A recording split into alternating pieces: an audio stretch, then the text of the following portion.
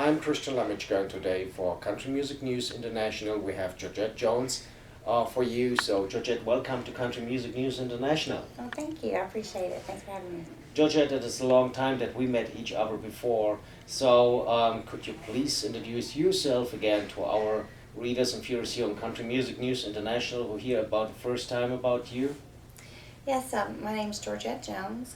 My mother is Tammy Lynette. My father is George Jones. And I've recently started doing music on my own. So we've been very busy putting together a tribute show, and I made a couple of CDs and put out a book last year. So a lot of things happening in the last 3 years for me. So it's been very exciting. I was a nurse for 17 years, so really just new into music for the first time.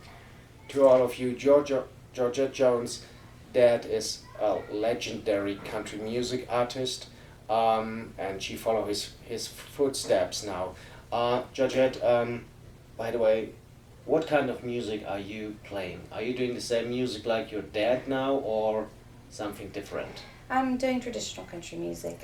I do like a lot of today's music. I'm definitely not opposed to any of that. I love it. But at the same time, for me, what means the most to me when I sing is really a traditional sound. I do love that very much.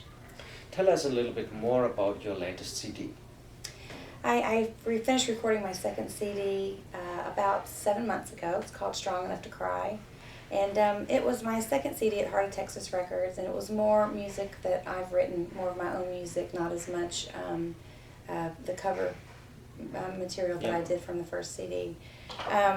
However, I am in the process now of doing a tribute CD for my mom, because we are working on a show based on her show in honor of her that we're going to be taking on tour next year, and also we'll be doing at the Texas Troubadour Theater this year in July and August. So we're very excited about that. Tell me a little bit more about picking up songs for this tribute album, because it's by so many songs. I believe it's a hard job. So where do you put the favorite on it to pick the songs for the album? That was probably the most difficult part of all of this. It was easy to make the decision to do it. Very hard for me to narrow it down to 10 songs. So I wanted to certainly make sure I honored some of those songs that made her popular, that people would recognize and love, but I also wanted to pick some songs that were very special to me. So hopefully they'll get a mixture of that. Some songs maybe that they weren't that familiar with that they'll learn to love, I hope, but then they'll also have those that they're very familiar with. Is it more easy by so famous parents that to come to the music business, or is it like, oh goodness, she has so famous parents, we put the level for her very high?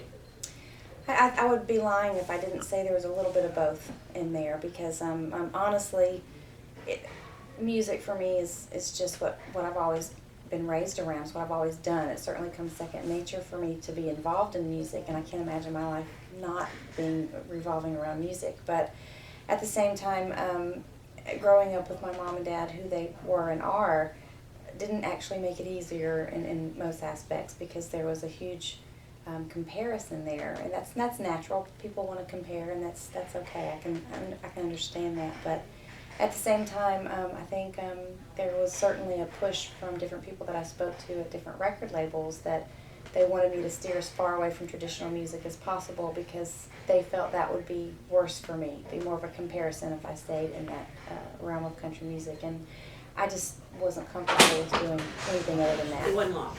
At the moment we have fanfare here in Nashville, folks, and Georgette, you're playing during fanfare some gigs, I believe. Yes, we'll be playing at the WS Center Durango stage this week, and we've got several different things that we're planning on doing. Billy Yates has the country show coming up, and we're very excited to be involved in that. And then we're also doing a benefit for St. Jude's on the 8th. So many things we're doing around town we're really excited to be involved with. Folks, sorry for I said fanfare. So you find out now that I'm old school. They call it now CMA Music Festival. Didn't you have the same problem too? I remember by a lot of artists on stage say, "Oh, welcome to fanfare," and I make now the same mistake. So. Yes, it's very hard for me too, only because most of my life it was fanfare, and so it's kind of hard to get that in my head that it is CMA Fest. But it's really very nice. What I remember when I was growing up was wonderful, but it's more convenient now. I think it's certainly cooler. We have a nice air-conditioned building where everybody can be. So I think it's really come up and gotten even better. So it's a great new thing.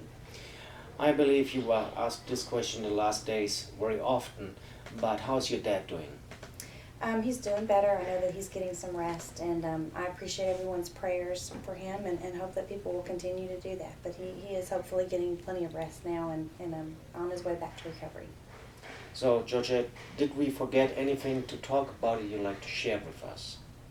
I can't think of anything off the top of my head, but I certainly hope people will maybe look at my website, georgettejonesmusic.com, if they're interested in learning anything else about me or my music. And just thanks for everyone who's involved in traditional country music. Absolutely.